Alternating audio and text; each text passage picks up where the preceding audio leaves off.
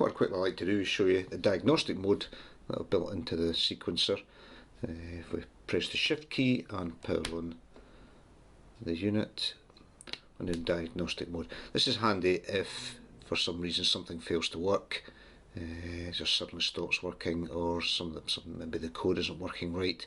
We can at least check at a very low level that all the inputs and all the outputs, that they're working okay. Gives you some idea where the problem might lie. What we can do, first of all, if we turn the rotary control, we can see the voltage here, and this is the voltage we would expect to get at the CV output. What I'm doing here is sending the appropriate number to the digital to analog converter to generate a voltage out that is amplified with the operational amplifier, and we can adjust the gain and we can calibrate it for the voltage coming out with a multimeter.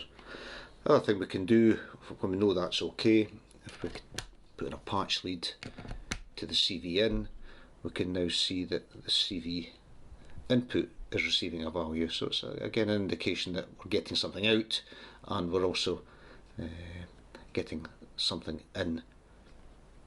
And again, we can calibrate the input with there's a potentiometer for that as well, so it's quite handy.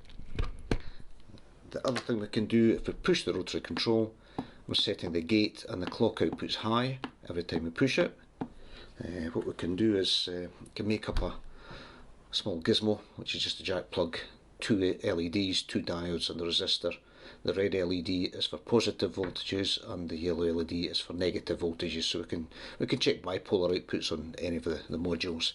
But if I put that to the clock output and I push the control, we can see the LED comes on. So even without a multimeter, we can still get a fairly good idea that we're getting an output there and that's working. And again with the gate we can do that. And a similar way to the CV, if we take the clock output, feed it to the clock input, we can see we're now getting an input on the clock input, so we know that's working. Reset and start stop. So even from that, without any real tools, we can get a fairly good idea things are working. The other thing we can do, if we press the step keys, we're putting the LEDs on, so we can check. If we get another one of these, we can actually check to see the outputs are working. The other thing we're doing is we're reading the keys and just showing the value turned by the key routine. When there's no key pressed, we just return a value of 255. We're reading the bits. This is connected to the input port of the Arduino, and we're just pulling the lines down low. We're checking each bit from bit 0 to bit 7, one after the other, and whichever one is active, we then set the key value to that particular value in the loop.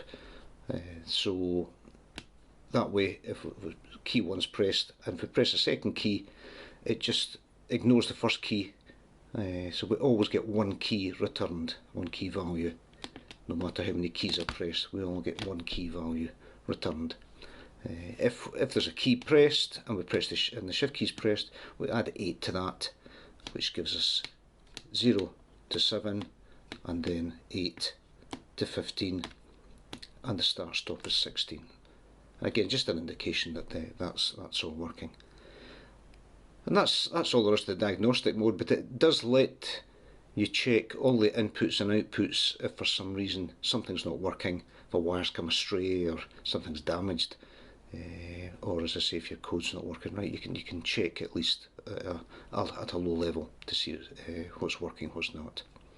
And that's all that is.